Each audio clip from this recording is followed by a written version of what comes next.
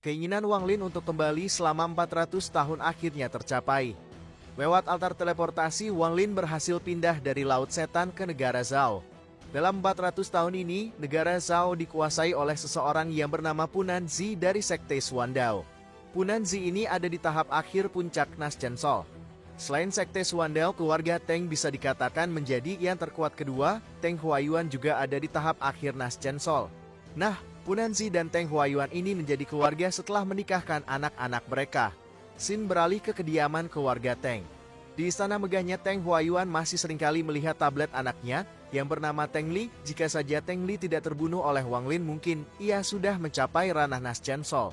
Kembali ke Wang Lin. Melewati perjalanan yang jauh, Wang Lin akhirnya tiba di negara Zhao. Begitu tiba di tempat ini, hawa pembunuh Wang Lin dilepaskan.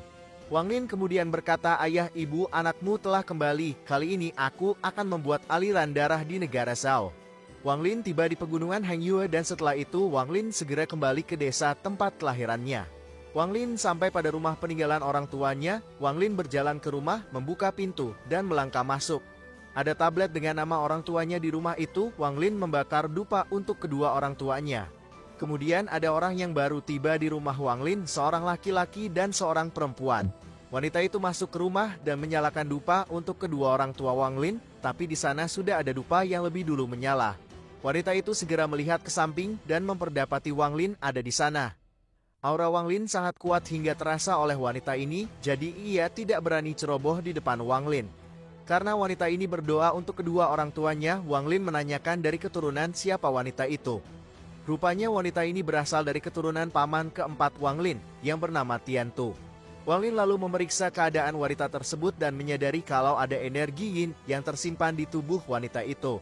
Wang Lin dengan baik hati lalu menghilangkan energi yin yang diderita oleh wanita itu, dan juga memberikan pil hingga batu giok yang berisi kekuatan Wang Lin. Setelah itu Wang Lin menghilang tanpa memberitahu identitasnya kepada wanita tersebut. Wang Lin kembali ke tujuan awalnya, yaitu membasmi keluarga Teng, bukan hanya Teng Huayuan tapi semua keturunannya. Wang Lin pergi ke setiap sudut wilayah kediaman keluarga Teng, menancapkan bendera larangan membuat pembatas. Kemudian melalui teknik dewa kuno dengan perantara jiwa Teng Li, Wang Lin dapat mengetahui setiap orang yang berasal dari garis keturunan keluarga Teng. Baik itu keluarga utama ataupun cabang, Wang Lin dapat mengetahuinya. Nah guys, perburuan dimulai. Wang Lin akan menghabisi setiap orang yang berhubungan dengan keluarga Teng. Wang Lin ingin melihat keputusasaan Teng Huayuan melihat semua keluarganya dibantai.